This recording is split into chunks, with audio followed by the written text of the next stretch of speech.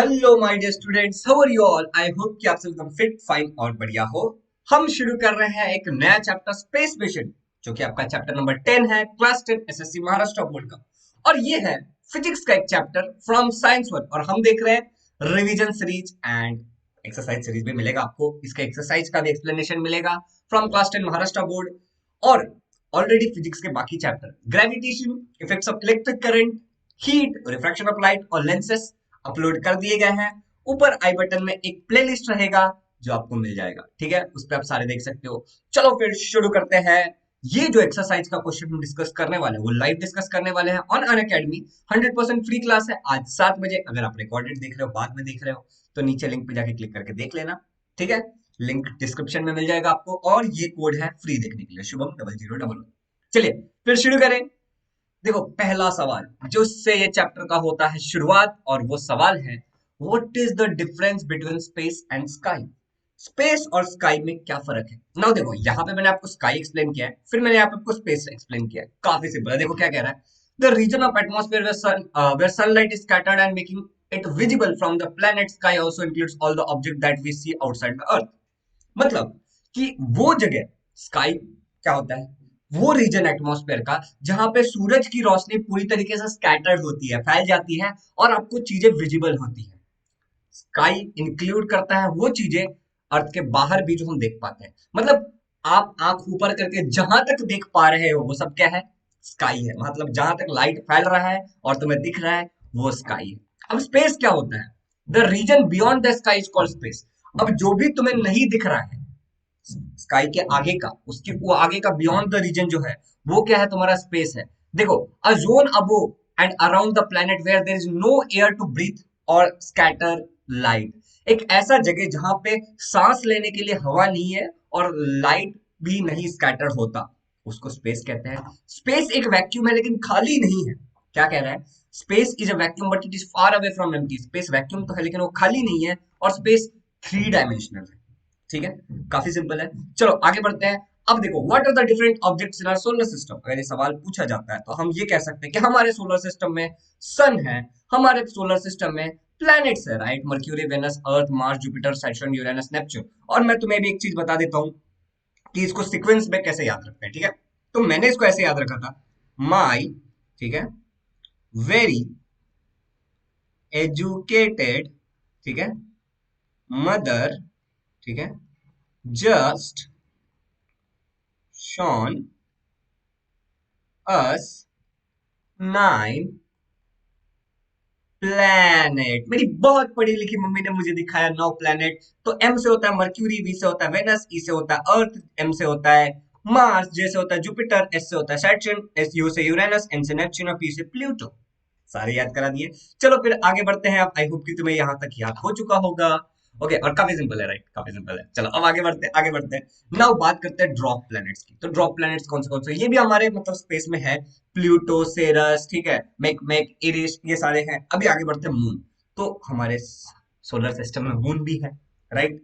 Now बात करें अगर एस्ट्रॉइड्स की, तो पत्थर के जो छोटे छोटे से टुकड़े होते हैं जो घूम रहे होते हैं, ऐसे एस्ट्रॉइड्स भी हैं। और अगर हम बात करें तो कुछ सैटेलाइट्स भी हैं ना। मून भी एक सैटेलाइट है, लेकिन वो कैसा सैटेलाइट है बताओ मुझे। वो नेचुरल सैटेलाइट है या मैनमेड सैटेलाइट है। वो नेचुरल सैटेलाइट है, ऐसे कुछ आर्टिफिशियल सैटेलाइट्स भी हैं। आगे बढ़ते हैं।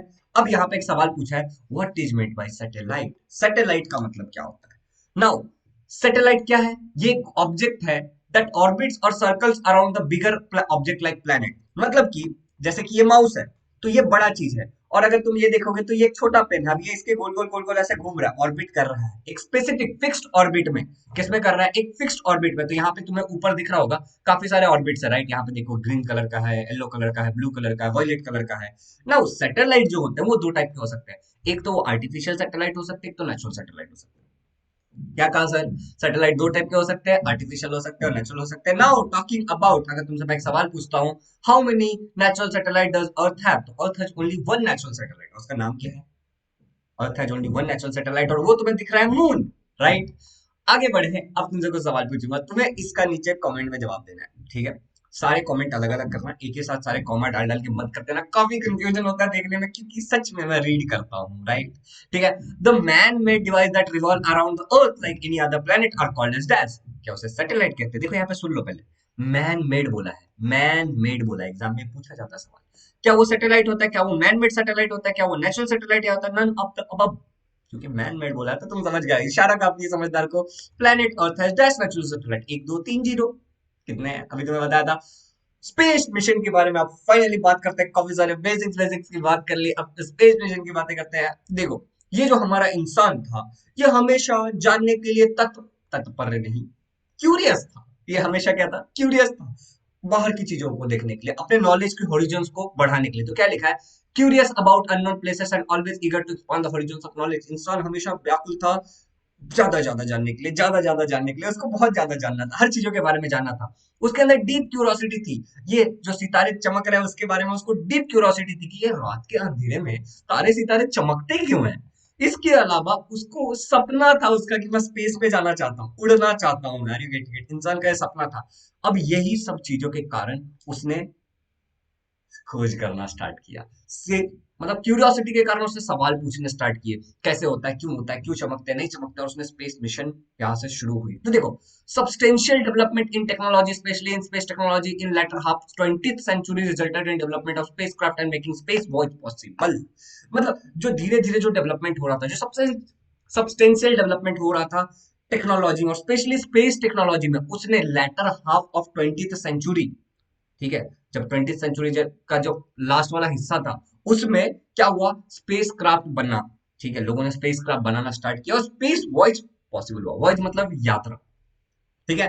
Since then more than 1000 satellites have been placed into orbits around the earth. उसके बाद से आज तक अगर तुम देखोगे तो हजारों से ज्यादा सैटेलाइट भेजे जा चुके हैं स्पेस में। और यहाँ पे लिखा है, space mission had been undertaken for closer observation of various object in our solar system. और स्पेस मिशन को एक तरीके से अपनाया गया है, लिया गया है। क्यों? क्योंकि हमें सोलर सिस्टम के बारे में कुछ चीजों को ऑब्जर्व करनी, उनके बारे में पढ़नी है, दुनियादारी की चीजें। तो आगे बढ़ते हैं थोड़ा सा। We can classify the space mission into two categories. अगर हम स्पेस मिशन को अगर क्लासिफाई करने गए तो दो कैटेगरी में किए जा सकते हैं। देखो, बहुत सिंपल है। मैं तुम्हें सजेस्ट करूंगा कि वीडियो को थोड़ा सा पॉज करो, ठीक है, ये दोनों लाइन को पढ़ो, तुम्हें समझ में आ जाएगा। देखो क्या लिखा है, in one type of mission the objective is to put artificial satellite in orbit around the earth for research and various other useful application. और दूसरा क्या लिखा है, the objective of second type of mission is to send spacecraft to outer space और close observation and undertaking the objects in solar system और even outside the solar system. पहले वाले में जो ऑब्जेक्टिव है वो रिसर्च के लिए है या फिर और कुछ एप्लीकेशन, मतलब वो जाएगा और रिसर्च करेगा, ठीक है, और इन्फॉर्मेशन लेके आ जाएगा। और दूसरे वाले में क्या, मतलब इन्फॉर्मेशन लेके आएगा या फिर वापस से ट्रांसफर करेगा। दूसरे वाले का ऑब्जेक्टिव क्या है कि स्पेसक्राफ्ट को स्पेस के आउटर ऑर्बिट में भेजा जाता है। अभी क्या है, पहले वाले में हमने किधर गया, अर्थ के बगल में भेजा या फिर किसी और प्लेनेट के पास भेजा। लाइक यहाँ पे अर्थ के बगल में है ये, तो इसका काम क्या है, रिसर्च करना, यहाँ से इंफॉर्मेशन देना। लेकिन दूसरे वाले में हम क्या करते हैं, हम बियॉन्ड भेजते हैं, कहीं और भेजते हैं, जैसे हमने मार्स पे भेजा, जैसे आपने मून पे भेजा। Are you getting it? हम बियॉन्ड भेजते हैं, ठीक है। Space closer understanding the objects in solar system even outside the solar system. मतलब कि हम अर्थ के अलावा दूसरे ऑब्जेक्ट को भी समझना चाहते हैं या फिर अपने सोलर सिस्टम से बाहर जाके भी हम चीजों को देखना चाह रहे हैं। Are you getting it? तो पहले वाले का क्या, अर्थ के बगल में भेजेंगे और अर्थ को ऑब्जर्व करेंगे, उसके बारे में रिसर्च करेंगे, इन्फॉर्मेशन लाएंगे। दूसरे वाले में हम किसी और प्लेनेट पे भेजेंगे और सोलर सिस्टम के पास भेजेंगे, सोलर सिस्टम के बाहर भेजेंगे। समझ में आया? सिंपल। आगे बढ़ते हैं। अब यहाँ पे कुछ अच्छा सा इंफॉर्मेशन दिया है। जो पहले पर्सन थे to go into the space in a spacecraft was Yuri Gagarin. नाम क्या था, Yuri Gagarin. First person, he orbited the earth in 1961, the first person to step on moon. First person to step on moon, पहला इंसान जो space पे, मतलब moon के ऊपर जिसकी कदम पड़े थे, वो थे नील आर्मस्ट्रांग ऑफ यूएसए, ठीक है। राकेश शर्मा ऑफ इंडियन और orbited the earth in 1984 in Russian spacecraft. Simple, मतलब तुम्हें समझ में आ रहा है। Kalpana Chawla, Sunita Williams of India also organised participated in space exploration. मतलब स्पेस का जो हम एक्सप्लोर कर रहे थे जो स्पेस को, ठीक है, through mission organised by NASA, national aeronautics and space administration of USA. अब मुझे नहीं लगता कि मुझे तुम्हें ये सारे लाइन बताने की जरूरत है। मैं बस थोड़ी देर के लिए गायब हो जाता हूँ तो तुम्हें सभी चीजें दिख जाएंगी। तो आई होप गाइस कि तुमने सभी चीजें, फोटोज वगैरह सभी देख लिए होंगे। अब आगे बढ़ते हैं। कुछ फुल फॉर्म है, जैसे कि यूएसएसआर का फुल फॉर्म है union of Soviet socialist republics, NASA का फुल फॉर्म है national aeronaut, NASA NASA NASA, national aeronautics and space administration, ISRO का फुल फॉर्म है ISRO का, इंडियन स्पेस रिसर्च ऑर्गेनाइजेशन। काफी सिंपल, आगे बढ़ते हैं। अब एक सवाल है, first person to step on moon, अभी थोड़ी देर पहले बताता, बताओ इसका कमेंट करके बता देना क्या आंसर है। नेक्स्ट आगे बढ़ते हैं, which type of telescope are orbiting around the earth. सवाल ये है कि अगर अर्थ के आसपास देखोगे तो कौन से टाइप के टेलीस्कोप घूम रहे हैं, तो देखो जवाब लिखा है Hubble telescope, X-ray telescope, Chandra, ये सारे टेलीस्कोप हैं जो अर्थ में घूम रहे हैं आजू बाजू में, ठीक है। Now what is necessary to put them in space. अब सवाल ऐसा पूछ रहा है कि वो टेलीस्कोप को स्पेस में रखने की क्या जरूरत है, ठीक है, तुमसे पूछा जाएगा सवाल। तो देखो, these telescopes are placed in space because some of the light coming from heavenly bodies मतलब जो स्पेस में जो बॉडीज हैं वो, ठीक है, is absorbed by the earth atmosphere। मतलब कुछ लाइट जो heavenly bodies से आ रही है, मतलब मान लो किसी तारे से, किसी स्टार से जो लाइट आ रही है, वो क्या होगा, अर्थ का सरफेस काफी सारा लाइट एब्जॉर्ब कर लेता है। The position of the image is disturbed due to change in pressure and turbulence in atmosphere। अब जो हमें क्या मिल रहा है, जो पोजीशन मिल रहा है, जैसे तुमने अभी अगर रिफ्रैक्शन ऑफ लाइट पढ़ा होगा तो तुम्हें पता होता है लाइट का क्या होता है, एपरेंट पोजीशन और एक्चुअल पोजीशन, वो हमेशा चेंज होते रहता है, राइट, तभी वो ट्विंकलिंग दिखता है, एक्चुअली में स्टार ट्विंकल नहीं करता। तो हमें जो पोजीशन मिलता है ना इमेज का, वो डिस्टर्ब मिलता है, क्योंकि प्रेशर है, turbulence in the atmosphere constantly change हो रहा है, रिफ्रैक्शन हो रहा है उसका। Are you getting it? Optical telescope can not be use during the day due to sunlight. अब जो ऑप्टिकल टेलीस्कोप है जो लाइट पे, वो दिन में यूज नहीं किए जाते क्योंकि सूरज की रोशनी बहुत ज्यादा होती है, राइट, सूरज की रोशनी इतनी ज्यादा होती है तो जो लाइट किसी बॉडी से, अब दिन में तुम्हें तारे दिखते हैं नहीं, क्या तारे ऑफ हो जाते हैं दिन में? नहीं, सूरज की रोशनी बहुत ज्यादा होती है कंपेयर टू स्टार की रोशनी, मतलब स्टार काफी दूर है ना हमसे, आर यू गेटिंग इट? तो वो हम दिन में हमें दिख नहीं पाता। अब देखो, during the night city lights and cloudy weather causes difficulty in observation. अगर रात की बात करोगे तो अगर बादल वाला वेदर है तो हम देख नहीं पाएंगे directly, are you getting it? और कभी कभी जो पॉल्यूशन होता है उसके कारण धुआं हुआ, उसके कारण भी हमें नहीं दिखता। ये सारे रीजन है जिसके लिए हमें क्या करना पड़ता है, स्पेस में उनको पुट करना पड़ता है, टेलीस्कोप को स्पेस में, कि डायरेक्टली हम वहां से देख पाए। क्लियर? अब आगे बढ़ते हैं। अब एक सवाल है, where does the signal from your phone come from? Tower, sun, tree, electric pole, तुम बताओ। अब दूसरा है कि तुम्हारा जो भी जवाब था, अगर तुम्हारा जवाब टावर था तो where does the signal to your phone come from, where does the signal of your phone come from, ठीक है। पहले क्या पूछा, फोन कम फ्रॉम, यहाँ पे ये फोन में यहाँ से टावर में आता है, बता दिया आंसर। और दूसरा सवाल है, where does the signal to your mobile towers come from. तुम्हारे मोबाइल टावर में आता है सिग्नल, कहाँ से आता है, सैटेलाइट से आता है, tower somewhere else, poles, sky. चलो आगे बढ़ते हैं नेक्स्ट। इसका भी जवाब यहाँ पे लिखा हुआ है तो तुम्हें समझ में आ जाएगा। अब आगे बढ़ते हैं, need and importance of space mission. Sir, space mission की क्या जरूरत थी और उसका नीड क्या है, उसका इंपॉर्टेंस क्या है? काफी सिंपल है, देखो, अगर तुम बात करोगे, the world has become a global village due to space mission. जो दुनिया है वो एक ग्लोबल विलेज मिल गई है, मतलब सारी दुनिया एक जगह आ गई है due to space mission. Today we can contact a person in any part of the world within a second. आज हम किसी भी इंसान से एक सेकंड में बात कर सकते हैं। ये फोन है मेरा, मेरा एक दोस्त है यूएसए में रहता है, हम उसको कॉल कर सकते हैं, हाय भाई कैसा है, are you getting it? We can gather information about world wide event sitting at home. मैं दुनिया में कहीं पे भी कुछ भी हो रहा है उसके बारे में मैं इंफॉर्मेशन इंटरनेट पे देख सकता हूँ, फेसबुक पे देख सकता हूँ, यूट्यूब पे देख सकता हूँ, are you getting it? Live event, जैसे क्रिकेट आईपीएल चल रहा होता है, मैं घर पे बैठ के देख लेता हूँ, ठीक है। You all know about the importance of internet. तुम सबको इंटरनेट का इंपॉर्टेंस पता ही है, राइट, तुम्हें पता है इंटरनेट का इंपॉर्टेंस, आज जो तुम्हें वीडियो में देख पा रहे हो ड्यू टू इंटरनेट, ठीक है। Due to internet every information is available at our fingertip, चीजें हमारी उंगलियों पे है। It has become possible to get advance alert about natural calamities, take proper precaution. अब क्योंकि हमारे पास इंटरनेट है तो चीजें फटक से फैल जाती है, तो अगर कहीं पे कुछ हुआ है या फिर कुछ होने वाला है तो हमें पता चल जाता है, राइट, इंटरनेट के कारण, सैटेलाइट के कारण। कहीं पे मतलब मान लो कि भूकंप आने की संभावना है तो सैटेलाइट वो बता देता है हमें। तो ये सारी चीजें हैं जो इंपॉर्टेंस है स्पेस मिशन का। ड्यूरिंग द वॉर, अगर लड़ाई झगड़े के टाइम, मतलब वॉर जब होता है, मतलब युद्ध जब होता है, it is possible to get information about actions of enemy through the aerial surveillance using satellite. तुम्हें एरियल सर्विलेंस, जो हवा में जो सर्विलेंस कर सकते हैं हम, ठीक है, और सैटेलाइट, उसके कारण तुम्हें पता चल सकता है कि कहाँ पे कौन एनिमी छुपा हुआ है। लाइक तुम अगर पबजी वगैरह खेलते हैं या कोई गेम खेलते हो तो तुम्हें पता चलता है ना कि यहाँ पे कोई एनिमी है, क्यों? क्योंकि वो सैटेलाइट तुम्हें इन्फॉर्मेशन देता है। It is also possible to explore the fossil reserves and minerals in the earth. Minerals के बारे में, फोसाइल्स के बारे में पता चलेगा तुम्हें। Thus there are unlimited application of space mission. Today space technology is an inevitable part of development of nation. आज हम इसको नकार नहीं सकते कि स्पेस मिशन बहुत इंपॉर्टेंट है, इंटरनेट बहुत इंपॉर्टेंट है, और स्पेस मिशन ने ही ये पॉसिबल किया है, ठीक है। आगे बढ़ते हैं। अभी ये क्या है, एक डायग्राम दिया तुम्हारे बुक में कि तुम्हारे मोबाइल में जो टावर आता है कहाँ से आता है, जो सिग्नल आता है टावर से आता है, टावर में तो सैटेलाइट से आता है और दूसरे सैटेलाइट से डायरेक्टली कांटेक्ट करता है, मतलब सिग्नल्स का एक्सचेंज है। The nearest planet to the earth is Mercury, Venus, Saturn, Jupiter. अब तुम बताओ, अर्थ से सबसे नजदीक कौन सा है इन ऑप्शंस में से, ठीक है। कुछ लोग मर्क्यूरी बोलेंगे तो वो सन से सबसे नजदीक है, बाकी अब तुम देख लो, ठीक है। चलो, earth take almost around dash hours to rotate around itself. Around itself मतलब ऐसे ऐसे गोल घूमने में उसको कितना टाइम लगता है। आवर्स पूछा है तो 12, 23, 24 कितना है देखो। अब बात करते हैं आर्टिफिशियल सैटेलाइट्स की। देखो, ये जो आर्टिफिशियल सैटेलाइट का जो टॉपिक है अपने आप में काफी इंपॉर्टेंट टॉपिक है, ठीक है, और तुम्हें बहुत अच्छे से समझना पड़ेगा। ओके, तो अभी ध्यान से सुनो। A natural satellite is an astronomical object orbiting the earth और एनी अदर प्लेनेट। मतलब जो एक नेचुरल सैटेलाइट होता है वो एक क्या होता है, एक क्या होता है, एस्ट्रोनॉमिकल ऑब्जेक्ट है जो अर्थ या फिर किसी भी और प्लेनेट के बगल में घूम रहा है, उसको नेचुरल सैटेलाइट बोलते हैं। मैंने अब तुम्हें बताया था ये माउस है, ये ऐसे ऐसे गोल गोल घूम रहा है, याद है, ठीक है। Moon is the only natural satellite of the earth. Moon ही एक नेचुरल सैटेलाइट है अर्थ का। Some other planets in our solar system have more than one natural satellite. कुछ ऐसे भी प्लैनेट्स हैं जिनके पास मोर देन वन सैटेलाइट है, natural satellite. Similarly if man-made object revolves around the earth और any other planet in a fixed orbit, it is called as artificial satellite. अब जैसे यहाँ पे मून घूम रहा था, अब ये जो सैटेलाइट यहाँ पे दिख रहा है तुम्हें फोटो में, ये एक मैन-मेड सैटेलाइट है। तो ये मैन-मेड चीज है, एक ऑब्जेक्ट है जो इस तरह गोल गोल गोल गोल घूम रहा है, तो इसको हम क्या बोलेंगे, आर्टिफिशियल सैटेलाइट बोलेंगे। काफी सिंपल है। चलो अब आगे बढ़ते हैं। The first artificial satellite, Sputnik, was sent to space by Soviet Union in 1957. ठीक है। Today more than 1000 satellites are orbiting the earth. आज हजारों से ज्यादा सैटेलाइट है जो अर्थ के ऑर्बिट में गोल गोल घूम रहे हैं। Satellite work on solar energy. इनको एनर्जी कहाँ से मिलता है, सोलर एनर्जी से इनको, मतलब सोलर मतलब धूप से इनको एनर्जी मिलता है। इनके ऊपर क्या होता है, सोलर फोटोवोल्टाइक पैनल्स होता है जो अटैच्ड होता है इनके पास, ऐसे विंग्स की तरह दिख रहे हो तुम, यहाँ पे देख रहे हो विंग्स की तरह अटैच्ड है। और इसके अंदर कुछ इंस्ट्रूमेंट होता है, इस सैटेलाइट में कुछ इंस्ट्रूमेंट होता है जो इनको सिग्नल को रिसीव करने में और ट्रांसफर करने में मदद करता है, तो अर्थ या फिर कोई भी जहां पे उनको करना है, ठीक है।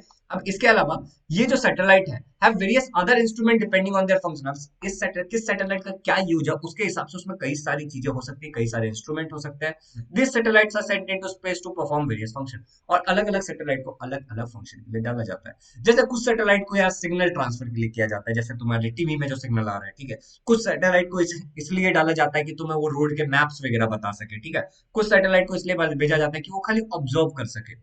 आगे हम सब कुछ देखने वाले हैं। Name the first satellite sent to space. अभी 3 ऑप्शन में से तुम्हें बताना है। देखो कमेंट जरूर करना, ठीक है, कमेंट जरूर करना, क्योंकि ये सारे क्वेश्चन डालने में मुझे मेहनत तो लगी है, राइट, तो तुम्हें पता चलेगा अभी जो तुमने पढ़ा वो तुम्हें आ रहा है कि नहीं आ रहा है, ठीक है। The first satellite from India, India से पहला सैटेलाइट कौन सा है, तुम्हें ये भी बताना है। अब देखो यहाँ पे कुछ चीजें हैं, कुछ फुल फॉर्म्स है, तुम्हें ये भी आना चाहिए, जैसे कि इनसैट का फुल फॉर्म क्या है, इंडियन नेशनल सैटेलाइट। जी सैट का है जियो सिंक्रोनस सैटेलाइट। IRNSS का है Indian regional national satellite system. IRS का है Indian remote sensing satellite. GSLV का जियो सिंक्रोनस सैटेलाइट लॉन्च व्हीकल। और PSLV का पोलर सैटेलाइट लॉन्च व्हीकल। ये फॉर्मूला मैंने ये तुम्हें यहाँ पे फुल फॉर्म बता दिया। अब आगे चल के हम इसकी बात करने वाले हैं। अब डिपेंडिंग ऑन देयर फंक्शन, किस पे, depending on the function satellite के, are classified into following category. इन कैटेगरी में डाला जाता है। टाइप ऑफ सैटेलाइट हो सकता है, वेदर सैटेलाइट हो सकता है, कम्युनिकेशन सैटेलाइट हो सकता है, ब्रॉडकास्ट सैटेलाइट हो सकता है, नेविगेशनल सैटेलाइट हो सकता है, मिलिट्री सैटेलाइट हो सकता है, और ऑब्जर्वेशन सैटेलाइट भी हो सकता है। अब यहाँ पे अगर तुम देखोगे तो तुम्हें यहाँ पे बताया फंक्शन ऑफ सैटेलाइट, उनके फंक्शंस क्या है। वेदर सैटेलाइट का काम क्या है, study and prediction of weather. काफी सिंपल है। इसके लिए हम कौन सी व्हीकल्स का यूज करते हैं लॉन्च करने के लिए, इनसैट, जीसैट, लॉन्चर क्या है, GSL। अब इन सबका फुल फॉर्म तुमने पीछे पढ़ लिया तो कोई दिक्कत लेने वाली बात नहीं है। नाउ कम्युनिकेशन सैटेलाइट तुम्हें कम्युनिकेशन बिठाने में मदद करता है, दो जगह के बीच में कम्युनिकेशन बिठाने में मदद करता है। यहाँ पे भी GSL भी है, इनसाइड जीसैट है। ब्रॉडकास्ट सैटेलाइट तुम्हें टेलीकास्टिंग एंड टेलीविजन प्रोग्राम इसमें मदद करता है। और नेविगेशनल सैटेलाइट तुम्हें मदद करता है fix the location of any place on the earth surface in terms of its precise latitude and longitude. जैसे तुम गूगल मैप का यूज करते हो तो तुम वहां पे कोई भी जगह पे क्लिक कर देते हो, वहां पे तुम चले जाते हो, नाम लिखते हो, तो उसका लॉन्जिट्यूड और लैटिट्यूड के हिसाब से वो लोकेशन फिक्स हो जाता है, तुम्हें वहां का रास्ता पता चल जाता है, ठीक है। मिलिट्री सैटेलाइट सिक्योरिटी पर्पस के लिए, सिक्योरिटी एस्पेक्ट्स के लिए काम आता है। और अर्थ ऑब्जर्वेशन सैटेलाइट का काम क्या है कि ये ऊपर रह करके चीजों को ऑब्जर्व करता है, जैसे कि देखो study of forest, desert, ocean, polar ice surface, exploration of management of natural resources, observation of guidance of case of natural calamities like flood and earthquake. मतलब बेसिकली इसका काम है ऊपर से ऑब्जर्व करते रहना और इन्फॉर्मेशन को भेजते रहना। सिंपल। चलो अब आगे बढ़ते हैं। Orbits of artificial satellite. देखो यहाँ पे तुम अगर डायग्राम को ध्यान से देखोगे तो तुम्हें दिख रहा होगा कि अर्थ है और कई सारे ऑर्बिट है, लाइक कहीं पे एमईओ लिखा है, 2 एमईओ है और एक एलईओ और एचईओ है। सब तुम्हें समझ में आएगा, एमईओ क्या है, एलईओ क्या है, एचईओ क्या है, सब समझेगा, बिल्कुल टेंशन लेने वाली बात नहीं है। लेकिन देखो all the artificial site do not revolve in similar orbits around the अर्थ। सारे के सारे आर्टिफिशियल सैटेलाइट एक ही ऑर्बिट में नहीं घूम सकते, राइट। अगर एक ही ऑर्बिट में घूमेंगे तो टकरा जाएंगे ना भैया, ठीक है। The function of the satellite decide whether the satellite orbit from the earth surface और the nature of the circular elliptical whether the orbit. मतलब समझाता हूं। यहाँ पे ऐसा बताया कि सैटेलाइट इतने सारे ऑर्बिट जो दिए हुए हैं इनमें से कौन सा ऑर्बिट में होगा ये कैसे पता चलेगा तुम्हें? अब ये वो सैटेलाइट का फंक्शन बताएगा, ठीक है, कि वो सैटेलाइट का काम क्या है। उसके हिसाब से उसको ऑर्बिट में डाला जाएगा कि कितने दूर वाले ऑर्बिट में होगा, ये नजदीक है, ये थोड़ा नजदीक है, ये थोड़ा दूर है, ये थोड़ा दूर है। दूसरा कि वो किस सर्कुलर ऑर्बिट में होगा, ठीक है, या फिर वो किसी इलिप्टिकल ऑर्बिट में होगा।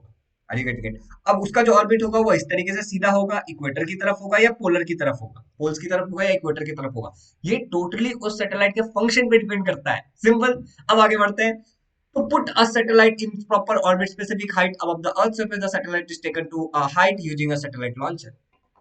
इस सैटेलाइट को एक सही जगह पे लेके जाने के लिए, ठीक है, सही जगह पे पहुंचाने के लिए उसके ऑर्बिट में हम सैटेलाइट लॉन्चर का यूज करते हैं, जिसके बारे में हम पढ़ने वाले हैं। लेकिन कुछ इंपॉर्टेंट है जो सुन लो। The satellite is given a specific velocity. अब सैटेलाइट को ऊपर लेके जाना, समझ रहे हो? अब सैटेलाइट को ऊपर लेके जाना है तो उसको यार ग्रेविटी को छोड़ के निकलना पड़ेगा, राइट? और उसको जब गोल गोल गोल गोल गोल गोल गोल गोल गोल गोल गोल गोल गोल गोल घूमना है तो उसके पास कुछ तो वेलोसिटी होनी चाहिए, कुछ तो होना चाहिए ना गोल गोल घूमने के लिए, ठीक है। और गोल गोल घूमने के लिए सेंट्रीपिटल फोर्स भी चाहिए, पता ना तुम्हें? गोल गोल घूमने के लिए सेंट्रीपिटल फोर्स चाहिए, ग्रेविटेशन, ठीक है। The satellite is given a specific velocity known as critical velocity in a tangential direction to the orbit. अब ये जो वेलोसिटी होता है जिसके कारण ये गोल गोल गोल गोल गोल गोल गोल गोल गोल गोल घूमता है, उस वेलोसिटी को बोलते हैं क्रिटिकल वेलोसिटी, गोल गोल घूमने के लिए। और जिसके कारण ये बाहर निकल जाता है अर्थ से उसको बोलते हैं एस्केप वेलोसिटी। दोनों में कंफ्यूज मत होना। The satellite then starts revolving around the earth. जब इसके पास क्रिटिकल वेलोसिटी हो जाता है तो ये गोल गोल गोल गोल घूमने लगता है। क्रिटिकल वेलोसिटी कौन सा डायरेक्शन में होती है? ऐसे टेंजेंशियल डायरेक्शन में होती है। सिंपल। अब आगे बढ़ते हैं। देखो अभी ये हमें करना है। द फॉर्मूला फॉर वेलोसिटी मतलब critical velocity can be derived as follow. अभी तुम ये दुनियादारी मत पढ़ो, ठीक है, और तुम्हें चाहिए तो तुम पढ़ लो। देखो क्या है, ये अर्थ है, ठीक है, ये एक बाहर का ऑर्बिट है, एक सैटेलाइट का ऑर्बिट है। यहाँ पे एक सैटेलाइट गोल गोल घूम रहा है, इसके पास एक वेलोसिटी है, critical velocity, VC, critical velocity, जो कि टेंजेंशियल डायरेक्शन में है। देखो यहां से यहां तक का जो दूरी है पूरा, मतलब ये ऑर्बिट का जो रेडियस है फ्रॉम सेंटर ऑफ द अर्थ, वो है स्मॉल आर। अगर तुम खाली अर्थ का, ये अर्थ के सरफेस का, आउटर सरफेस का अगर तुम रेडियस देखोगे तो वो है कैपिटल आर। और अगर तुम अर्थ के सरफेस से अगर इस ऑर्बिट तक का डिस्टेंस देखोगे तो वो है एच। तो ये पूरा है, ये दो पार्ट में डिवाइडेड है, आर और एच। तो मैं ये पूरा small r is equal to r plus h बोल सकता हूँ, बिल्कुल बोल सकता हूँ, ठीक है। अब देखो यहाँ पे सैटेलाइट को गोल गोल गोल गोल घूमने के लिए क्या चाहिए? सेंट्रीपिटल फोर्स चाहिए। वो सेंट्रीपिटल फोर्स उसको कहां से मिलता है? अर्थ के ग्रेविटी से मिलता है।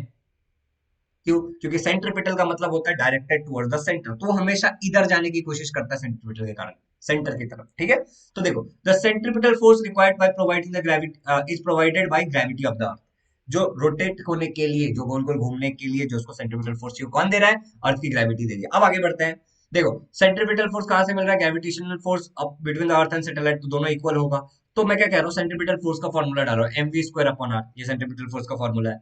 और यहाँ पे ग्रेविटेशनल फोर्स, इन दोनों के बीच में फोर्स ऑफ अट्रैक्शन भी होगा, तो न्यूटन भैया क्या बोलते हैं वो, G is equal to capital M small m upon r square, क्योंकि इसका मास कैपिटल एम है, इसका मास स्मॉल एम है, ठीक है, सिंपल। तो अब मैं क्या कह रहा हूँ, अभी यहाँ पे दोनों का हमने ये रेडियस ले लिया आर आर दोनों बार। अभी आर को कैपिटल स्मॉल आर को हम लोग क्या पुट कर सकते हैं? R plus h square. ये वाला पूरा कैंसिल, ये स्क्वायर कैंसिल, तो बचा क्या? ये स्मॉल एम भी कैंसिल हो गया। तो VC square is equal to क्या बचा? GM upon r plus h. Square को हटाओ, यहाँ पे स्क्वायर रूट डालो, GM upon r plus h, under bracket आ गया। Are you getting it? Under root GM upon r plus h, ये मिल गया तुम्हें क्रिटिकल वेलोसिटी का फॉर्मूला। याद रखोगे तो क्रिटिकल वेलोसिटी का फॉर्मूला क्या है? Under root GM r plus h. अगर तुम यहाँ पे ध्यान से देखोगे तो तुम्हें एक बात समझ में आएगी कि ये क्रिटिकल वेलोसिटी इसके मास पे डिपेंड नहीं कर रहा है, क्योंकि इसका मास क्या था? स्मॉल एम, और हमने यहाँ पे स्मॉल एम कैंसिल कर दिया, ठीक है। तो यहाँ पे वही लिखा है। अब दूसरा यहाँ पे एक चीज और लिखा है कि अगर तुम यहाँ पे क्या बोल रहा है, at the height of the as the height of the satellite orbits from the earth surface increases the critical velocity decreases।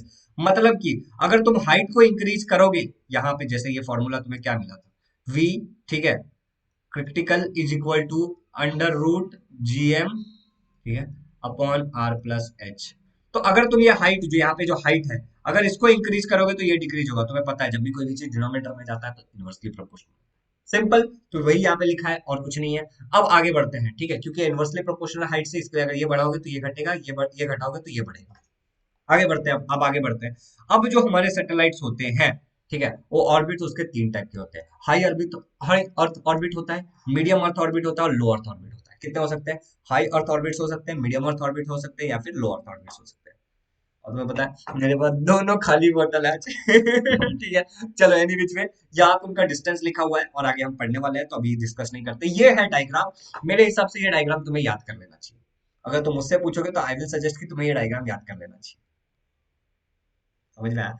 चलो अब आगे बढ़ते हैं। आगे बढ़ते हैं, काफी जल्दी ये चैप्टर खत्म कर देंगे। तो यहाँ पे एलईओ, यहाँ पे एमईओ, यहाँ पे भी एमईओ है, यहाँ पे एचईओ है। अब देखो क्या है, पहले हाई अर्थ ऑर्बिट की बात करते हैं। एच ई ओ जो यहाँ पे तुम्हारा था ना, ये देखो, ये ग्रीन वाला बड़ा वाला एच ई ओ, हाई अर्थ ऑर्बिट। देखो, if the height of a satellite orbits above the earth surface is greater or than or equal to 35780 kilometre, अगर तुम्हारा जो सैटेलाइट घूम रहा है वो अगर इतने हाइट पे है या इससे ऊंचा है, ठीक है, तो हम वो बोलेंगे कि वो हाई अर्थ ऑर्बिट में है। ठीक है, दूसरी बात, यहाँ पे गोल गोल घूमने के लिए इसको 24 घंटा लगता है। कितना घंटा लगता है? 24 आवर्स लगता है। हाइट तुम्हें बता दिया 35780, इतना ऊपर रहेगा तो हम बोलेंगे एचओ में है। अभी तुम बताओ, अर्थ को ऐसा गोल, देखो अभी अर्थ को ऐसा गोल गोल गोल गोल गोल गोल गोल गोल घूमने में कितना टाइम लगता है बताओ मुझे, कितना लगता है? 24 आवर्स लगता है। उस सैटेलाइट को भी घूमने में 24 आवर्स लगता है। तो मान लो ये मेरा अर्थ है, जो ये इसको यहाँ पे देख रहा है, तुम्हें दिख रहा है क्या? ये मेरा माउस है, समझो। थोड़ा सा मैं खुद को बड़ा कर लेता हूँ, तुम्हें आसानी से सब कुछ दिखेगा, फिर बिल्कुल टेंशन लेने वाली बात नहीं है। तुम्हें समझाना मेरा धर्म है, तो मैं तुम्हें समझाऊंगा। चलो मैं काफी बड़ा हो गया ना। अभी यहाँ पे ध्यान से देखो, मान लो कि ये माउस का ये जो बटन दिख रहा है तुम्हें, ठीक है, ये क्या है? अर्थ का एक सरफेस है, और ये सैटेलाइट उसको देख रहा है। अब ये मेरा माउस ऐसे 24 घंटे में ऐसे गोल गोल गोल गोल गोल गोल गोल गोल गोल घूमता है, और ये सैटेलाइट भी 24 घंटा लेता है। तो अब ये दोनों ऐसे साथ में घूम रहे हैं, साथ में घूम रहे हैं, साथ में घूम रहे हैं। Are you getting it? तो कॉन्स्टेंटली ये जो मेरा सैटेलाइट है, ये मेरे अर्थ के इसी सरफेस को देखता रहेगा। राइट, कॉन्स्टेंटली मेरा जो सैटेलाइट है वो अर्थ के इसी सरफेस को देखता रहेगा। मानते हो? मानते हो? बिल्कुल मानना पड़ेगा, बिल्कुल मानना पड़ेगा। ठीक है, तो इसीलिए मैं क्या कहता हूं कि it will take 24 hours to complete one revolution. ये सैटेलाइट भी 24 आवर्स लेगा कंप्लीट करने के लिए। We know that earth also take 24 hours to for one revolution. हमें पता है कि अर्थ भी 24 घंटा लेता है अराउंड एक रिवॉल्यूशन कंप्लीट करने के लिए। If the satellite revolving in orbit is parallel to the equator, the time for revolution for the earth around itself and that for the satellite to revolve around the earth being the same, the satellite will appear stationary with respect to the earth। मतलब कि equator के पास है, और जितना time इसको घूमने में लग रहा है उतना ही टाइम इसको भी घूमने में लग रहा है, तो दोनों साथ में घूम रहे हैं, तो हमें क्या लगेगा कि ये रुका हुआ है। अगर हम धरती पे से इस सैटेलाइट को देखते हैं तो हमें लगेगा कि सैटेलाइट तो रुका हुआ है, राइट, लेकिन वो भी घूम रहा है, हम भी घूम रहे हैं, दोनों साथ में घूम रहे हैं। Are you getting it? इसलिए हमें स्टेशनरी दिखेगा। इसीलिए इस सैटेलाइट को geostationary satellite, geosynchronous satellite भी बोलते हैं, स्टेशनरी नहीं। ये स्टेशनरी होता है, जियो सिंक्रोनस सैटेलाइट भी बोलते हैं। ठीक है, और ये कुछ ऐसा है कि दो गाड़ी में सेम स्पीड पे जा रहे हैं। ठीक है, तो दोनों को लगेगा कि गाड़ी चल ही नहीं रही है। अभी आगे देखो, since the satellite is stationary with reference to the earth, they are observe a specific portion of the earth continuously। क्योंकि ये जो सैटेलाइट है ये रुके हुए हैं, कॉन्स्टेंटली रुके हुए, मतलब एक ही पोर्शन को देख रहे हैं, साथ में घूम रहे हैं, राइट। तो ये किसी एक ही पोर्शन को देख पाते हैं अर्थ। मतलब नहीं समझे? मतलब कि जैसे हमने मैंने ये बताया था कि तो ये माउस, ये जो मेरा सैटेलाइट है, कॉन्स्टेंटली ये बटन वाला पार्ट ही देख पा रहा था, बाकी कुछ देख पा रहा था नहीं, क्योंकि वो दोनों साथ में घूम रहे हैं। सिंपल। इसका काम क्या होता है? एप्लीकेशन किधर होता है? मेट्रोलॉजी, मतलब जहाँ पे मौसम विभाग जो तुम्हें मौसम बताता है, आज भारी बर्फ की संभावना नहीं, आज भारी वर्षा की संभावना है, वर्षा अपने घर से निकल चुकी है, वर्षा ने छतरी नहीं लिया है, इसलिए शायद वर्षा आज गिर जाएगी। ठीक है, वर्षा आज गिर जाएगी। फॉर कैरिंग सिग्नल, मतलब ठीक है, सिग्नल कैरी करने के लिए काम करता है ये, मतलब ठीक है, टेलीफोन के लिए, टेलीविजन के लिए, रेडियो के लिए, एक्सेट्रा। तो मैं समझ में आ गया, कॉमेडी को साइड में करो। ये एक न्यूमेरिकल है जो हम लोग जब न्यूमेरिकल सॉल्व करेंगे तब देख लेंगे, तो इसको नोट करो। काफी सिंपल सा न्यूमेरिकल है, ठीक, काफी सिंपल सा सॉल्यूशन भी है, खाली वैल्यूज डालना है, फॉर्मूला तुम्हें पता ही है, बस काम हो जाएगा। सिमिलरली उस सम में तुम्हें कुछ तो मिलेगा, इसका क्रिटिकल वेलोसिटी यहाँ पे कुछ तो मिलेगा, v वेलोसिटी मिलेगा। हमें ये बताना है कि इसको जो टाइम लग रहा है वो 24 आवर्स ही लग रहा है ऑलमोस्ट, जो जिस स्पीड से ये घूम रहा है यहाँ पे एचईओ में। तो ये भी सम सिंपल है, खाली कुछ तुम्हें वैल्यू डालने का, तो ऑलमोस्ट 23 आवर्स 54 मिनट आएगा, जिसको हम 24 घंटा बोल सकते हैं। खाली 7 मिनट की कमी है। ठीक है, चलो आगे बढ़ते हैं। अब बात करते हैं मीडियम अर्थ ऑर्बिट्स की। मीडियम अर्थ ऑर्बिट्स को वो मैं सिखाने वाला हूँ, ठीक है, टेंशन मत लो। If the height of the satellite orbit above the Earth surface is between 2000 kilometre to 35780 kilometre, मतलब इन दोनों के रेंज के बीच में कहीं पे है, तो हम उसको बोलते हैं कि मीडियम अर्थ ऑर्बिट में। ठीक है, the geostationary satellite above the equator, they are therefore not useful to study of polar region। Region अभी देखो, कुछ यहाँ पे ऐसा होता है और एक ऐसा होता है, एमियो दो टाइप का है। ये जो तुम्हें दिख रहा है ये इक्वेटर वाले के पास है, ये जो दिख रहा है तुम्हें वो पोल्स वाले के पास है। ठीक है, तो देखो कैसा है। For this purpose the elliptical medium और earth orbit passing over the polar region are used. This orbits are called as polar satellite orbits. अभी इनको बोला जाता है पोलर ऑर्बिट्स, जो पोल के पास होते हैं। In this orbit the satellite complete one revolution in 2 to 24 hours। अभी इन ऑर्बिट्स में जो है इस सैटेलाइट को एक रिवॉल्यूशन मतलब एक बार ऐसे गोल घूम के आने के लिए, रिवॉल्यूशन मतलब क्या होता है, जहां से गोल घूमना स्टार्ट किया वहीं पे आगे। ठीक है, और रोटेशन मतलब क्या होता है, एक ही जगह पे गोल गोल गोल गोल घूम रहा है। जैसे मान लो ना, शक्ति शक्ति शक्तिमान, शक्ति शक्ति शक्तिमान, हमारा शक्तिमान है। अब हमारा शक्तिमान इधर ही ऐसे गोल गोल गोल गोल गोल गोल गोल गोल घूम रहा है, शक्ति शक्ति शक्तिमान। अगर तुम यहाँ तक देख रहे हो प्लीज एक बार शक्तिमान जरूर कमेंट करना, ठीक है। शक्ति शक्ति शक्तिमान, शक्ति शक्ति शक्तिमान, ठीक है। अब मान लो कि हमारा शक्तिमान ऐसे गोल गोल गोल गोल गोल गोल गोल, ये रोटेशन है वैसे शक्तिमान का, शक्ति शक्ति शक्तिमान, शक्ति शक्ति शक्तिमान। अगर हमारा शक्तिमान ऐसे ऐसे ऐसे ऐसे करके वापस यहाँ पे आ जाता है, ट्यू, अद्भुत अतंग ये चाहत की, शक्ति शक्ति शक्तिमान, ठीक है। तो इसको बोलेंगे रिवॉल्यूशन। इसको क्या बोलेंगे, रिवॉल्यूशन। शक्तिमान गोल गोल गोल गोल गोल गोल घूम रहा है, उसको बोलते हैं रोटेशन। शक्तिमान गोल गोल गोल गोल घूम करके कहीं तो गया और फिर से वापस यहीं पे आ गया, इसको बोलते हैं रिवॉल्यूशन। ठीक है, समझ में आ गया, शक्ति शक्ति शक्तिमान, ठीक है। होता है जब आदमी को अपना ज्ञान, कहलाए वो शक्तिमान। तुम भी शक्तिमान बनो फिर, ठीक है, अपने बारे में ज्ञान प्राप्त करो, तुम शक्तिमान बन जाओगे। चलो आगे बढ़ते हैं। Some of this satellite revolve in circular orbit at a height of 20,200 kilometre of the earth surface. कुछ ऐसे सर्कुलर ऑर्बिट्स में घूमते हैं, यहाँ पे सर्कुलर ऑर्बिट है और यहाँ पे हाइट दिया है, कुछ ज्यादा हार्ड नहीं है।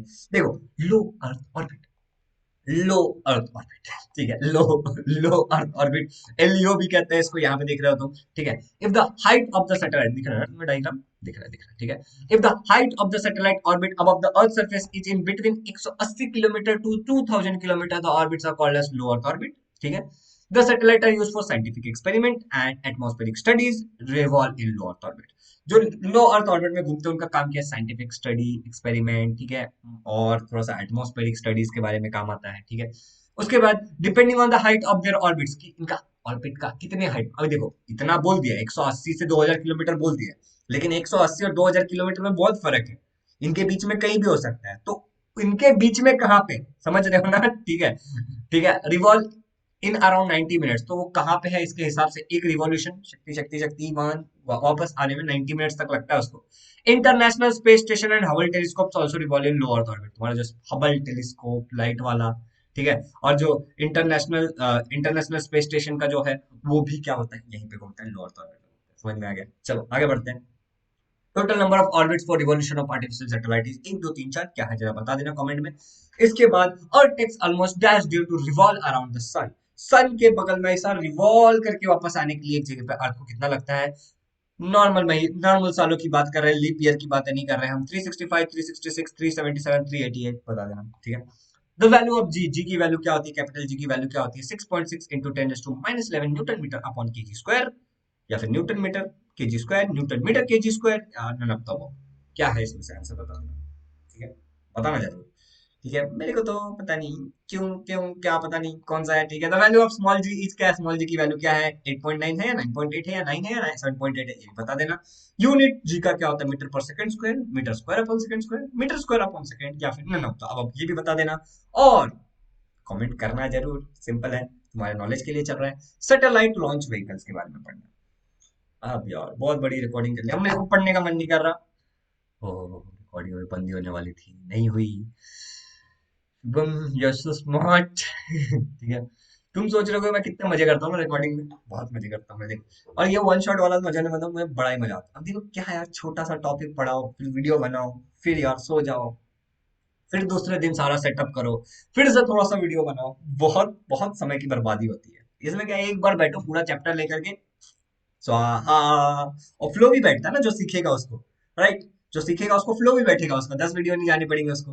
देखो, सैटेलाइट लॉन्च व्हीकल मतलब जो सैटेलाइट को लॉन्च करने के लिए जो व्हीकल्स यूज करता है उसके बारे में देखो। Satellite launch vehicles are used to place the satellites in their specific orbit, जो सैटेलाइट लॉन्च व्हीकल है उनको किसी स्पेसिफिक ऑर्बिट, जो भी हम बहुत सारे ऑर्बिट पढ़े हैं, एचईओ, एमईओ, एलईओ, उसमें डालने में काम आता है। The functioning of the satellite launch vehicle is based on the Newton third law of motion. तुम्हें पता है reaction has an equal and opposite reaction, मैंने मारूंगा तो मुझे भी, मेरा हाथ को भी लगेगा, ठीक है। द लॉन्च व्हीकल है use specific type of fuel. ये जो लॉन्च व्हीकल है specific type of fuel use करते हैं, डीजल पेट्रोल यूज नहीं करते।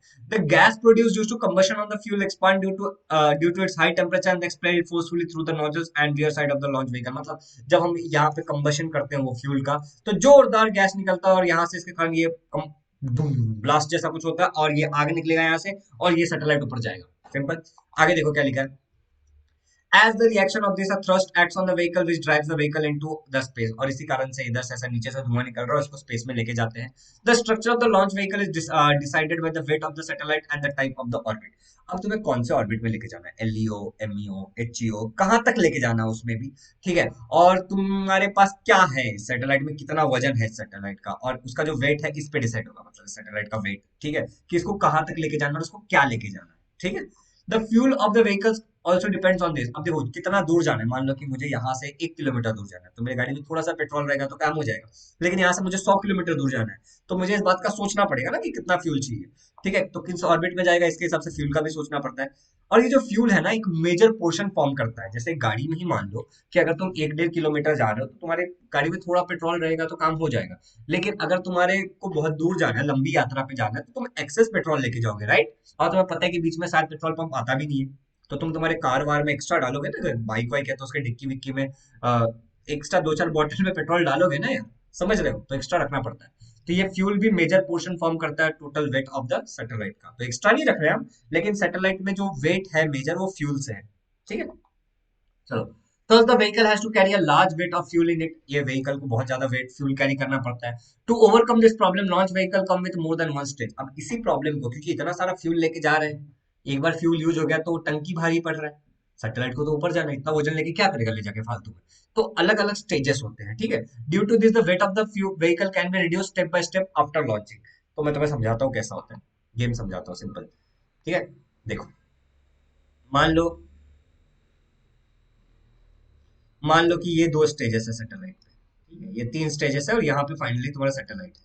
तो यहाँ पे तुम्हारा क्या होगा, सैटेलाइट में जो भी सैटेलाइट होगा, ये पूरा रॉकेट में यहाँ पे सैटेलाइट है तुम्हारा, ठीक है। अब यहाँ पे जब फ्यूल यूज हो गया तो ये डी अटैच होकर नीचे गिर जाएगा, समझ रहे हो। किधर तो अनपॉपुलेटेड जगह या फिर समुद्र वमुद्र में गिर जाएगा। फिर यहाँ का फ्यूल यूज होना स्टार्ट हो जाएगा, यहाँ पे यूज हो गया तो ये भी नीचे गिर जाएगा, यहाँ पे हो गया तो ये भी नीचे गिर जाएगा और तुम्हारा सैटेलाइट फाइनली ऑर्बिट तक पहुंच जाएगा। सिंपल है ना। का के हार्ड है, ये बहुत ही सिंपल है। देखो यही लिखा है यहाँ पे। For example consider a launch vehicle having 2 stages. For launching the vehicle the fuel and the engine in the first stage are used. जो फ्यूल है और जो और इंजन मतलब स्टार्टिंग के स्टेज में यूज हो जाता है, ठीक है। It imparts specific velocity to the vehicle and takes it into the certain height. अब जो स्टार्टिंग में जो फ्यूल यूज हुआ है उसके कारण क्या होता है, उसको कुछ हाइट तक लेके जाया जाता है, ठीक है। एक बार वहां का फ्यूल पूरा खत्म हो गया, एग्जॉस्टेड हो गया, the empty fuel tank and the engine are detached from the main body of the vehicle and fall either in sea और अनपॉपुलेटेड लैंड, ठीक है। ये तो मैंने समझा है। As the fuel in the first stage is exhausted the fuel in the second stage is ignited. तो एक बार फर्स्ट स्टेज का फ्यूल खत्म हो गया तो अब दूसरे स्टेज का फ्यूल क्या होगा, उसमें आग लग जाएगी और वो इग्निटेड हो जाएगा। आगे देखो यहाँ पे क्या दिखा मैंने, ये देखो, ये तुम्हारा फर्स्ट स्टेज था, ठीक है। फर्स्ट स्टेज ये इंजन था यहाँ पे, तो ये बाद में डी अटैच होकर निकल गया और तुम्हारा ये निकल गया आगे, मेन रॉकेट आगे निकल गया। समझ गए ना डी अटैच होकर कैसे गिरता है। अब देखो आगे बढ़ते हैं।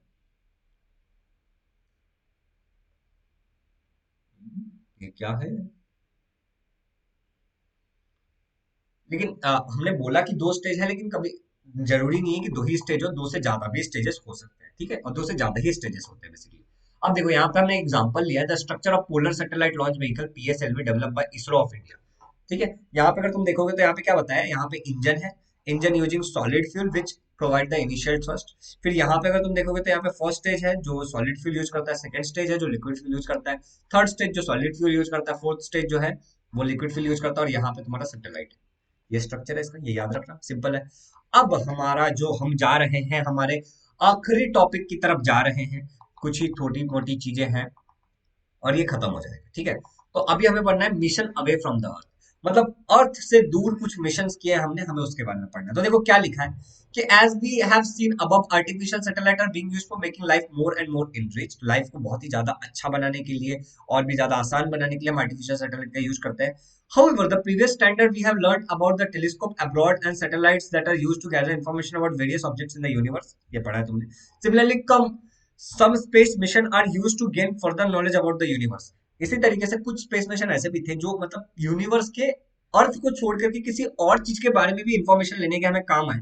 इन this mission spacecraft are sent to nearby object in solar system to observe the more closely.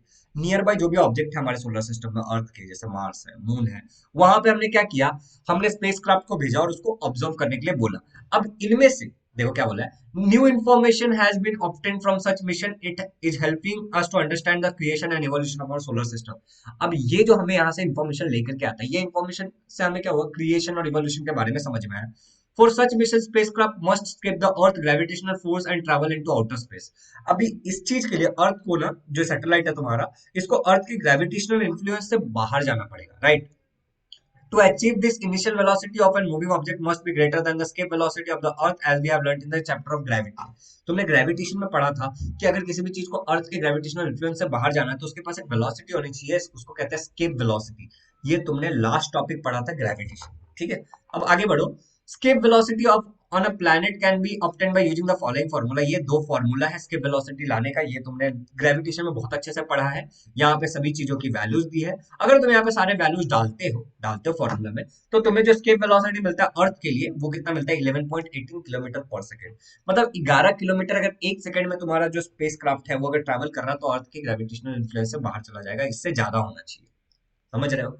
तो यहाँ पे वही लिखा हुआ है. अब आई होप कि यहाँ तक तुम्हें समझ में आ गया है. अब एक सवाल है, if the spacecraft is sent away from the influence of the earth gravitational field, its velocity must be greater than the dash velocity, escape, critical, zero, none of the above.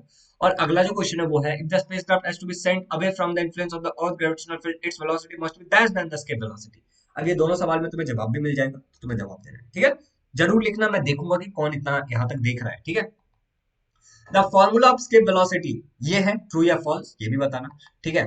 The formula for escape velocity is, ये भी है या नहीं है ये बता. अभी यहाँ पे कुछ तो गड़बड़ है, ध्यान से देख लेना है फॉर्मूला को, तुम्हें पता नहीं चलेगा लेकिन गड़बड़ है, ठीक है? और यहाँ पे भी ध्यान से देख लेना, कुछ तो सही गड़बड़ कुछ तो है, तुम देख लेना, ठीक है? चलो अब बात करते हैं, जैसे हम किस चीज के बारे में बात करते हैं, missions away from the earth, right? तो इसमें मून मिशन है, मार्स मिशन है और कुछ अदर प्लैनेट्स के भी हमें देखना, तो हम वो देखते हैं, ठीक है? तो अभी अगर तुम बहुत ध्यान से देखोगे तो क्या लिखा है, मून जो हमसे अर्थ से, हमारे अर्थ से मून सबसे ज्यादा नजदीक है, ठीक है? इसीलिए सबसे पहले मून पे मिशन किए गए. तो देखो, since the moon is the closest astronomical object to us, first moon mission, first space mission to the object in the solar system and mission of moon. अब ये जो मिशन है इन सारे कंट्रीज ने किया है, ऐसा लिखा हुआ, USA, Soviet Union, European countries, China, Japan. और spacecraft in the Luna series, Luna का मतलब ही मून होता है, ठीक है?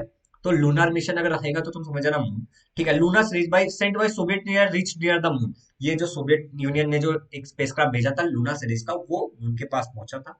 Luna 2 launched in 1959 was the first such craft जो पहुंचा. After that till 1975 15 spacecraft made chemical analysis of the moon and also measured it's gravity, density and radiation. उसके बाद से 15 सैटेलाइट जा चुके हैं, ठीक है? जो स्पेसक्राफ्ट जा चुके हैं जिन्होंने बहुत सारे स्टडी किया, जैसे केमिकल एनालिसिस, ग्रेविटी मेजर किया, डेंसिटी, रेडिएशन मेजर किया.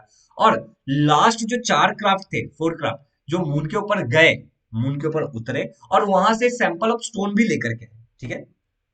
सैंपल ऑफ स्टोन भी लेकर के, सिंपल है. अब इसके बाद देखो क्या लिखा है, इनमें से कुछ मिशन, जो मिशन थे वो अनमैन्ड थे. अनमैन्ड का मतलब क्या हो गया, जिसमें इंसान नहीं थे, ठीक है? और मिशन वेयर अनमैन्ड, ठीक है? American also executed moon mission from 1962 to 1972.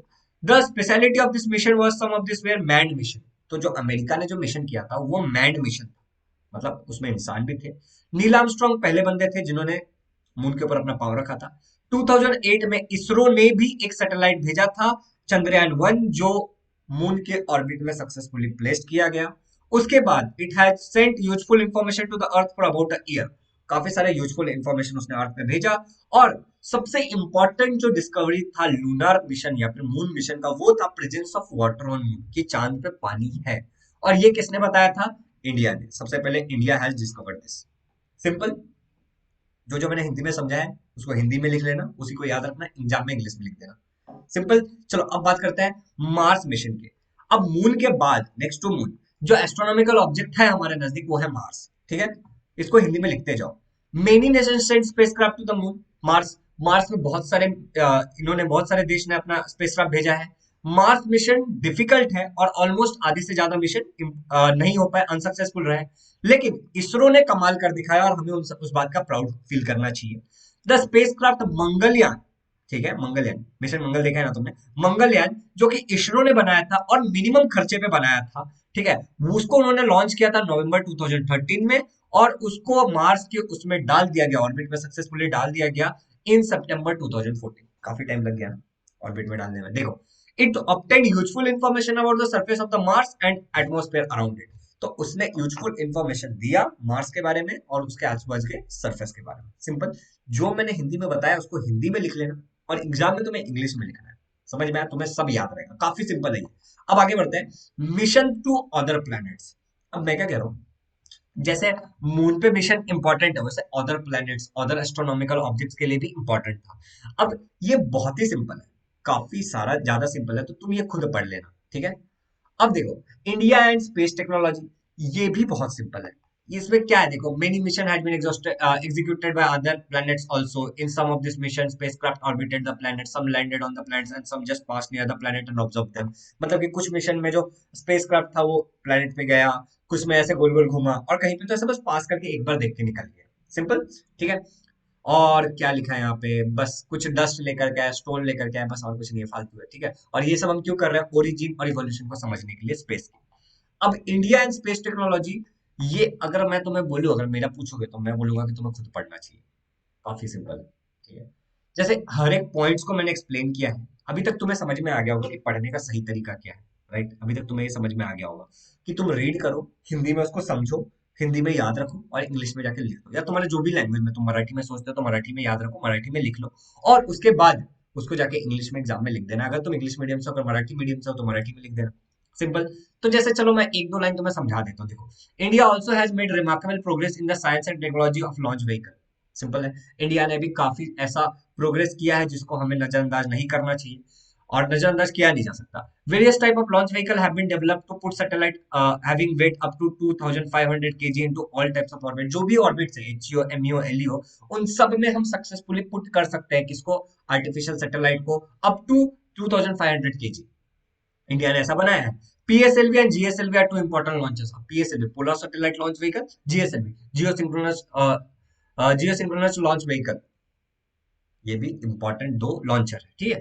The scientific technology feats achieve by India in the field of significant contribution to the national and social development, ये जो इंडिया ने किया है वो काफी ज्यादा इंपॉर्टेंट है और काफी ज्यादा कुछ मिला है उससे, ठीक है। मतलब काफी सिग्निफिकेंट है ये जो प्रोग्रेस किया है इंडिया ने। Is it clear? Is it simple? काफी सिंपल है, राइट। अब देखो, द साइंटिफिक टेक्नोलॉजी, ये तो मैं बता दिया मैंने। INSAT and GSAT satellite series is actively working in the field of telecommunication, television broadcasting and metrological services. INSAT और जीसैट नाम की जो हमने ये स्टार्टिंग में देख लिया था, राइट, एक चार्ट देखा था हमने। तो ये कम्युनिकेशन, टेलीकम्युनिकेशन, ये सब में काम कर रहा है, ठीक है। अब आगे बढ़ते हैं। अब ये भी बहुत सिंपल है, तुम ये खुद पढ़ लेना, काफी एकदम सिंपल है। मैं तुम्हें ये इंपॉर्टेंट समझा देता हूँ, space debris and it's management, ठीक है। मैं तुम्हें ये समझा देता हूँ, space debris and it's management. तो स्पेस डिब्रिस का मतलब क्या होता है, स्पेस का कचरा, और उसको मैनेज कैसे करना है। तो अभी ध्यान से देखो, अगर तुम यहाँ पे पढ़ोगे, आर्टिफिशियल सैटेलाइट और अदर जो ऑब्जेक्ट जो रिवॉल्व कर रहे हैं, ठीक है, in addition to artificial satellite some other objects are also revolving around the earth. मतलब तुम्हारा जो अर्थ है उसके आजू बाजू आर्टिफिशियल सैटेलाइट तो है, लेकिन कुछ और भी चीजें हैं, ठीक है। वो जो और चीजें वो क्या इंक्लूड करते हैं, नॉन फंक्शनल सैटेलाइट, मतलब एक ऐसा सैटेलाइट जो खराब हो चुका है, जो फंक्शन नहीं कर रहा है। Parts of launcher detach from during the launching of the during the launching or and debris generated due to collision of satellite with other satellite and any other object in the space। तो वो जो और भी चीजें हैं artificial satellite के अलावा, वो क्या है, पार्ट्स ऑफ सैटेलाइट। मतलब कोई सैटेलाइट है जो नॉन फंक्शनल है, वो सैटेलाइट है, या फिर कोई सैटेलाइट है जो दूसरे सैटेलाइट या किसी पत्थर, एस्ट्रॉइड वगैरह से टकरा गया तो उसके पार्ट्स जो टूट गए, वो भी है। तो ये सारी चीजें क्या आती है, स्पेस डिब्रिस हो जाती है। समझ में आया? देखो, अकॉर्डिंग टू एस्टिमेशन इन 2016, 2016 की एक एस्टिमेशन, मतलब एक पढ़ाई के हिसाब से, एक रिसर्च के हिसाब से 2 करोड़ पीसेस है, 2 करोड़ पीसेस है जिनका जो मतलब लेंथ है वो मोर देन 1 सेंटीमीटर है, 1 सेंटीमीटर से बड़े 2 करोड़ पीसेस है, ठीक है, जो अर्थ के आजू बाजू में घूम रहे हैं। 2 करोड़ बहुत होते हैं, right. All this is nothing but debris in the space. ये सारा क्या है? कचरा है space. The debris can be harmful to the artificial satellite. अब मान लो कि ये कचरा है और ये मेरा आर्टिफिशियल सैटेलाइट है, ठीक है, ये कचरा गोल गोल घूम के इससे टकरा गया और इसको भी खराब कर दिया। Are you getting it? तो ये कचरा है। Are you getting it? चलो अब आगे बढ़ते हैं। अगला जो है, it can collide with the satellites और स्पेसक्राफ्ट एंड डैमेज देम। ये तो मैंने समझा दिया। The debris is increasing day by day. Daily, हर दिन डिब्रिस बढ़ रहा है। एक दिन ऐसा आएगा कि और स्पेसक्राफ्ट भेजना या फिर और सैटेलाइट को भेजना स्पेस में नामुमकिन हो जाएगा। ठीक है, मुश्किल हो जाएगा, बहुत मुश्किल, नामुमकिन हो जाएगा, यकीन नहीं होगा ना। समझ रहे हो आप? It is therefore very essential to manage this debris. इसीलिए बहुत जरूरी है कि तुम इस डिब्रिस को मैनेज करो, ये कचरे को मैनेज करो। ठीक है, some studies and experiments are being done with this in view. अब कुछ स्टडी और एक्सपेरिमेंट किया जा रहा है इस चीज का ख्याल रखकर कि इस चीज के लिए। ठीक है, hope that we will soon have a solution for this problem and the future satellite spacecraft will not be in danger anymore. हो सकता है कि भविष्य में हमारे पास इसका कुछ सॉल्यूशन हो और आने वाले जो भी सैटेलाइट्स है या जो भी सैटेलाइट्स घूम रहे हैं स्पेस में, वो खतरे में ना हो और बाकी भी खतरे में नहीं होंगे। तो आई होप कि तुम्हें सब कुछ समझ में आ गया है। चैप्टर काफी बड़ा था, ठीक है, रिकॉर्डिंग 50 मिनट की हुई। अब चैप्टर कितना भी बड़ा था लेकिन हमने 50 मिनट में इसको खत्म कर लिया है। ठीक है, अब मेरी बात सुनो। थोड़ी थोड़ी चीजों को मैंने बहुत फास्ट बताया, कुछ कुछ चीजों को मैंने बहुत स्लोली बताया, कुछ कुछ चीजों को मैंने छोड़ भी दिया। एक एक स्लाइड छोड़ा है, खाली एक स्लाइड छोड़ा है, वो भी तुम्हें, मेरे को पता है बहुत सिंपल है, बहुत ही सिंपल है। इंडिया के बारे में लिखा है, तुम्हें पढ़ना पड़ेगा खुद से। ठीक है, तुम देशभक्त हो, तुम पढ़ोगे। ठीक है, आज 7 बजे अगर तुम रिकॉर्डेड देख रहे हो, तुम बाद में देख रहे हो, कोई बात नहीं, इट्स ओके। हम डिस्कस करने वाले एक्सरसाइज क्वेश्चन का, जिसका लिंक नीचे डिस्क्रिप्शन में रहेगा, उस पर आ जाना। तुम जब भी ये चैप्टर देख रहे हो, ठीक है, तुम क्लिक करके जाके देख लेना। अगर तुम नए बंदे हो तो अनअकैडमी का ऐप पहले डाउनलोड कर लेना, फिर उस लिंक पे क्लिक करना और ये वाला कोड डालना, फ्री में मिल जाएगा तुम्हें। ठीक है, फ्री क्लास है, तुम्हारे लिए है, लाइव डिस्कशन है, जाके देख लेना अगर तुम्हें देखना चाहिए, देखने की जरूरत है तो। और यहाँ पे हमारा फिजिक्स का सीरीज हुआ स्वाहा। तुम बताओ आगे क्या किया जाए? केमिस्ट्री किया जाए, बायोलॉजी किया जाए, ईवीएस किया जाए? तुम बताओगे वो किया जाएगा। बट अभी हम लोग करेंगे 5 दिन का, इस सीरीज को देंगे ब्रेक, रिवीजन सीरीज को बाद में करेंगे। लेकिन तुम्हें नीचे कमेंट करके जरूर बताना है कि तुम्हें आगे क्या चाहिए और तुम्हें कैसा लगा। फिजिक्स का सारा सीरीज पूरा प्लेलिस्ट बना के डाल दिया है, तो तुम उस प्लेलिस्ट को जाके देखना। फिजिक्स का पूरा प्लेलिस्ट है, रिवीजन सीरीज का पूरा प्लेलिस्ट है। आगे क्या चाहिए वो भी बताना। मुझे अब समझ में नहीं आ रहा क्या करना है। पूरा फिजिक्स मैंने बहुत अच्छी तरीके से खत्म किया। आई एम वेरी हैप्पी कि मैंने बेस्ट डिलीवरी दिया जो मैं दे सकता था। तुम्हारी जिम्मेदारी है पूरा प्लेलिस्ट शेयर करने का, नीचे पूरा प्लेलिस्ट का भी लिंक डाल दूंगा, सबके साथ शेयर करो, सब पढ़ेंगे, सब बढ़ेंगे, मजा आ जाएगा। ठीक है, और हाँ, लास्ट सबसे इम्पोर्टेंट, कीप स्माइलिंग। चलो, बाय बाय।